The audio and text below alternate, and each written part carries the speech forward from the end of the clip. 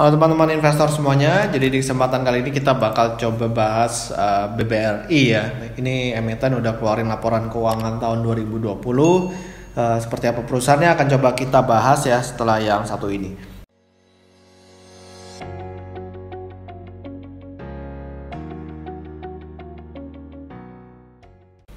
Nah ini jadi PT Bank BRI ya, Bank Rakyat Indonesia Persero Tbk, itu kira-kira perusahaannya seperti ini nih. Jadi ini kalau kita lihat the most valuable bank in Southeast Asia ya, and home of the best talent. Di sini mereka fokusnya pada micro, lalu ada small medium enterprises, ada consumer, ada corporate dan juga ada subsidiaries ya, atau anak-anak usaha yang bisa berkontribusi kepada BRI Group secara keseluruhan. Nah, di sini kita bisa lihat anak usaha dari si BRI ini sangat banyak ya. Jadi BRIS, nah ini sebenarnya udah mayoritasnya sekarang udah bukan milik BRI lagi ya.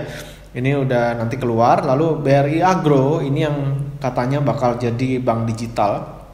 Lalu ada BRI Life, ada BRI Finance, ada Remittance, ada Dana Reksa Sekuritas, BRI Ventures, dan juga ada BRI NS, ya Brinz General Insurance. Nah, jadi mereka di tahun 2019 ini masuk ke insurance. Lalu kalau misalnya kita mau lihat di sini, kenapa kok kita mau investasi di Bank BRI ya kan? Jadi pertimbangan investor kalau misalnya dari slide PowerPoint ini ya. Jadi memang mereka fokus pada segmen UMKM. Ya, jadi ini memang core kompetensi dari bisnis BRI. Mereka fokusnya lebih ke usaha menengah kecil ya, khususnya mikro ya, khususnya mikro. Jadi memang pasar mereka ini besar sekali dan kita bisa lihat sendiri asetnya juga nanti udah 1.000 triliun ya. Nah, lalu digital inisiatif ke depan mereka bakal tetap mengedepankan yang namanya digitalisasi ya, walaupun mereka fokus ke mikro tapi mereka akan mengembangkan digital. Lalu mereka juga akan implementasi ESG ya, Environment, Social and Governance. Jadi di tahun 2021 ini memang temanya adalah ESG ya, ESG. Jadi segala sesuatu yang ada ESG-nya itu orang lebih ngelirik gitu. Apalagi investor asing ke depannya mereka lebih suka untuk investasi di saham-saham yang ada tema ESG-nya.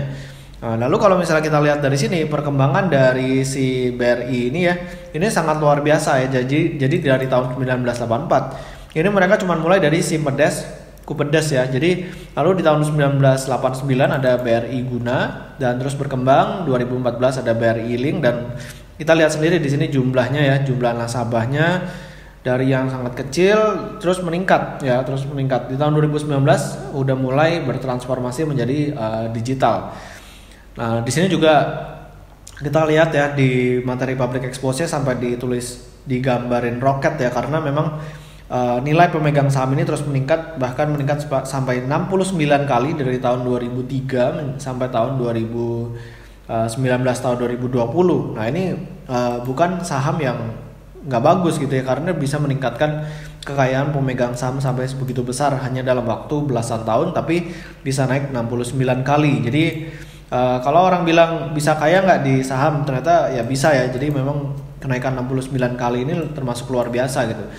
Dan secara market cap BRI ini di Asia Tenggara per Agustus tahun 2020 itu udah di nomor 3. Sementara di tahun 2015 mereka baru nomor 5. Jadi ini luar biasa juga ya peningkatan seperti ini.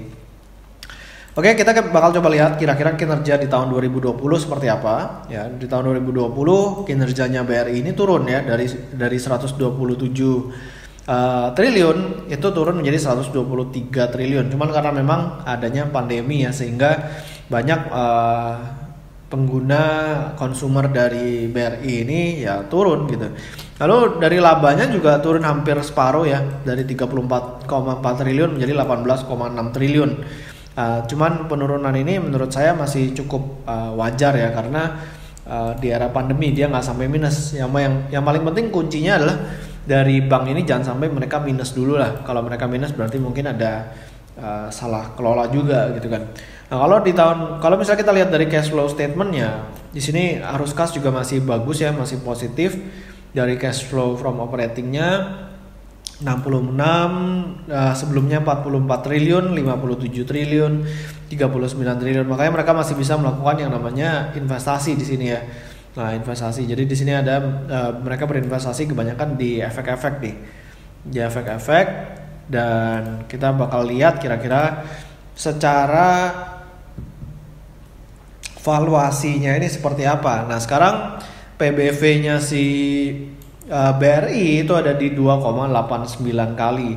Nah, jadi kalau misalnya kita lihat dari PI-nya, ini boleh dikatakan cukup premium ya, di 30-an kali. Tapi ini karena memang labanya kan turun dari 34 menjadi 18. Kalau misalnya labanya balik lagi ke 34 triliun, kalau misalnya kita bilang ekonomi udah balik ke normal, berarti dengan market cap 570 triliun kita bagi 34, itu price to earning ratio-nya di kisaran 16,7 kali. Ya sebenarnya kalau dibilang mahal kita bandingin sama BCA ya masih lebih murah BRI ya.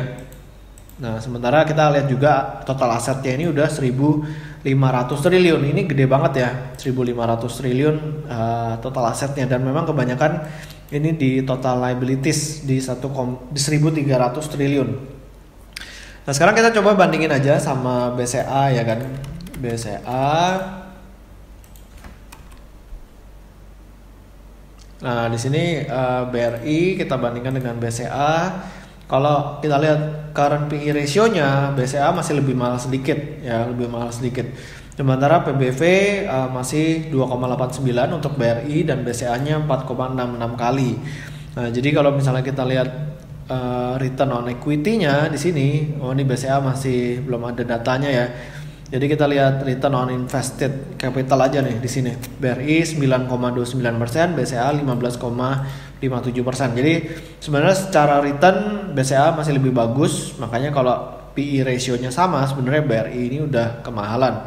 Cuman orang-orang biasanya memang forward looking ya, melihat kira-kira kinerja BRI ke depannya seperti apa, lalu mereka melakukan adjustment secara harga. Cuman memang dari harga 4.620 ini udah agak mahal. Kita bakal coba lihat secara PE band-nya ya untuk si BRI ini. Nah, kalau misalnya kita masukin semuanya, highest PE band, lalu lower PE band, dan juga terakhir lowest PE band.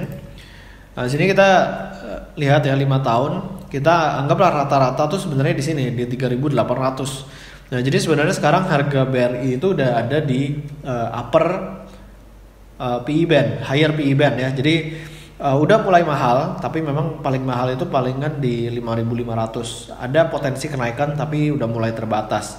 Jadi kalau misalnya kita mau konservatif ya kita nunggu dulu sampai dia turun ke 3.000 baru mulai melakukan pembelian. Oke, demikian dari saya tentang BRI. Semoga videonya bermanfaat. Jangan lupa buat di subscribe YouTube channel saya dan juga follow Instagram saya di Pesan Saham. Sampai ketemu di video berikutnya. Selamat berinvestasi.